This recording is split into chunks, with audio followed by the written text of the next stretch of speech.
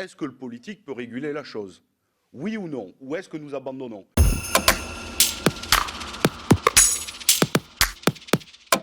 Je pense que le numérique devrait être un droit fondamental. Parce qu'en être privé, ça nous pénalise dans notre vie personnelle et professionnelle. Mais le politique, s'il crée ce droit, doit en garantir l'accès. Et là, il y a des questions de formation évidentes, mais aussi de pouvoir se payer le matériel. Non, moi, deux questions précises. Vous appelez à créer des fleurons européens. On a beaucoup ces débats-là, mais avant de vouloir créer des fleurons européens, conservons déjà les entreprises qui, aujourd'hui, sont leaders sur le marché. Je pense, par exemple, aux pages jaunes. Les pages jaunes, c'est leader du numérique dans la création et l'aide à la création de sites Internet pour nos PME, TPE. Et voilà que les pages jaunes, depuis 3 ans, sont sous les mains d'un fonds de pension rapace qui est en train de tout vider.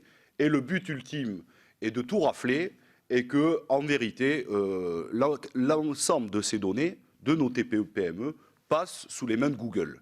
Et on a un gouvernement, je vous l'ai dit, qui ne fait rien. C'est-à-dire votre prédécesseur, je lui ai écrit 3 courriers, aucune réponse. J'ai y compris à emmener l'ensemble des syndicalistes et l'intersyndicale chez M. Floris à Bercy qui nous a expliqué, on était à peine assis, qu'il ne pouvait rien faire. Donc, je vous dis, là, il y a une question précise. Est-ce que le politique peut réguler la chose?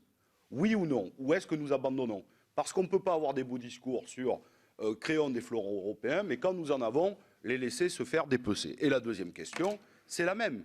C'est sur les GAFA. Et là, on est toutes et tous d'accord. Il y a une question de justice fiscale.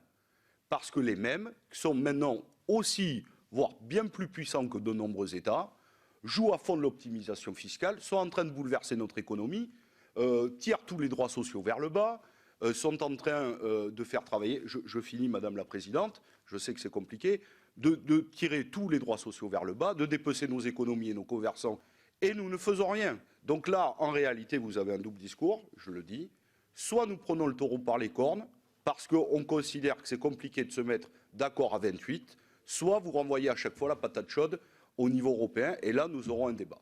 Donc là, moi, je considérais que Bruno Le Maire avait raison, mais il ne faut pas s'arrêter au niveau du guet. Il faut continuer, parce que c'est une bataille politique de premier ordre. Je vous remercie.